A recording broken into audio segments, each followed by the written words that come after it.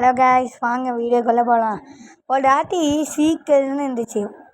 எந்த அங்கி பார்த்தா 2 பேர் வராங்க. அது டஃப்பாக இருந்துச்சு மக்களே. ஆனால் இப்போ வீடியோ போகலான்னு இருக்கேன். போன ஆட்டில் எப்படி அவுட் ஆகணும் எனக்கு நல்லா புரியுது. நான் 100ஆ?